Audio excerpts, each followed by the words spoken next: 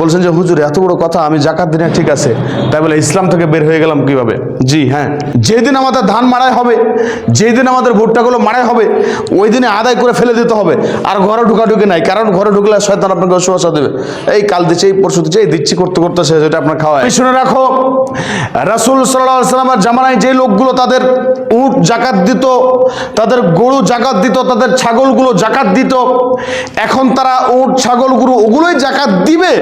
আর জাকাত দিতে গিয়ে শুধুমাত্র যদি বলে যে আমরা আমাদের জাকাতের গরুর যে রশিটা রয়েছে এই রশিটা দিব না, শুধুমাত্র রশিটা না দিলে আমি তাদের সাথে যুদ্ধ ঘোষণা করব। উপস্থিতি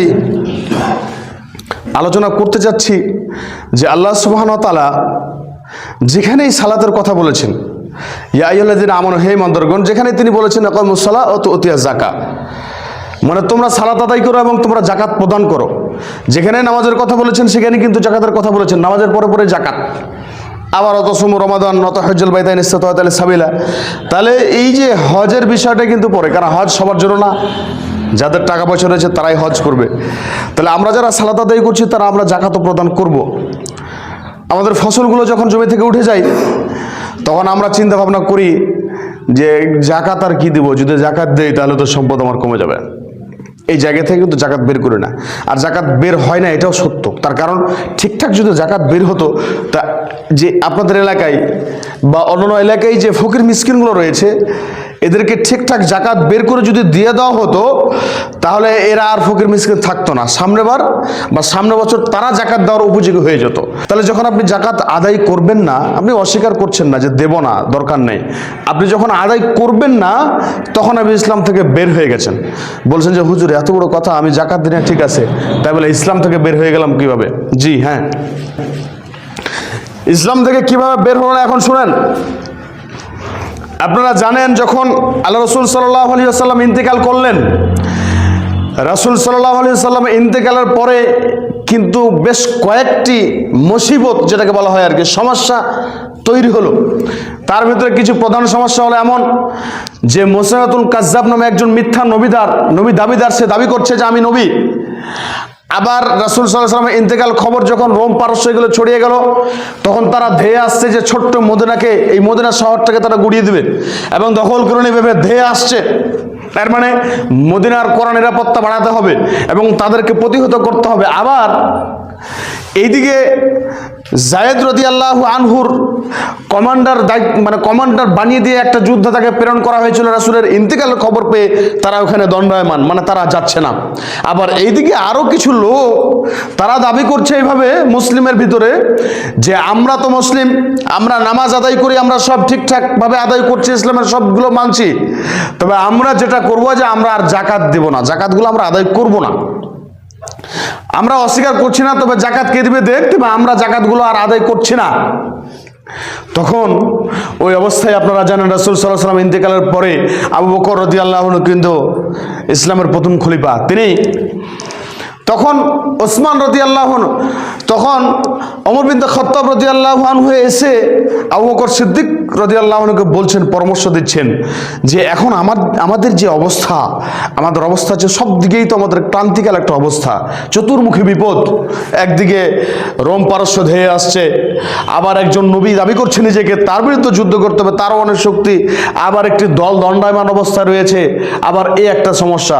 তো তাহলে এরা তো আমাদের মুসলিম ভাই, তারা তো নামাজ পড়ছে, আমাদের কাতারে জামাতে আদায় করছে, তারা তো সবই বিধান মানছে, শুধু জাকাতটা আপাতত দিতে অস্বীকার করছে, তো তাদেরকে আমরা পরে তাদের সাথে লড়বো। কথা বুঝেছেন? কারণ যেহেতু তারা আমাদের মুসলিম ভাই, তারা আমাদের সাথে নামাজ পড়বে, তো তাদের সাথে আমরা পরে লড়বো।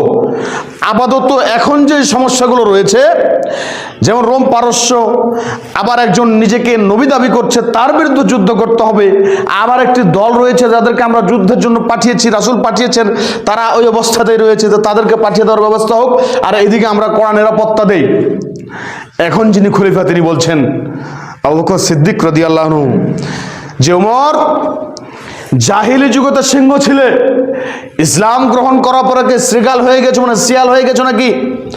তুমি শুনে রাখো, রাসূল সাল্লাল্লাহু আলাইহি ওয়াসাল্লামের জামানায় যে লোকগুলো তাদের উট জাকাত দিত, তাদের গরু জাকাত দিত, তাদের ছাগলগুলো জাকাত দিত।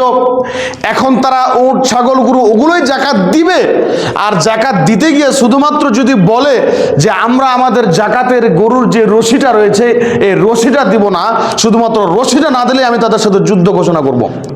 যখন এই কথা বললো তখন যারা জাকাত দিতে অস্বীকার করেছিল তারা জাকাত দিয়ে দিল, এবং মুসাইলামাতুল কাজ্জাব নামে যারা মিথ্যা নবী দাবিদার করছিল তাদের সাথে যুদ্ধ হলো। পাশাপাশি রোম পারস্যরা তারা অটোমেটিকলি ভয় খেয়ে গেল।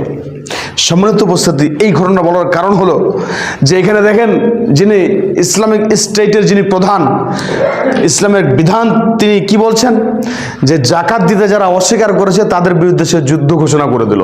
তাহলে যুদ্ধ মূলত কাদের সাথে হয়? যুদ্ধ হয় যারা অমুসলিম হয়ে গেছে, যারা দিন থেকে বের হয়ে গেছে, যে দিন থেকে খারাজ হয়ে গেছে, খারাজ মানে বের হয়ে যাওয়া, তো তাদের সাথেই যুদ্ধ ঘোষণা করে কে? রাষ্ট্রীয় যিনি প্রধান।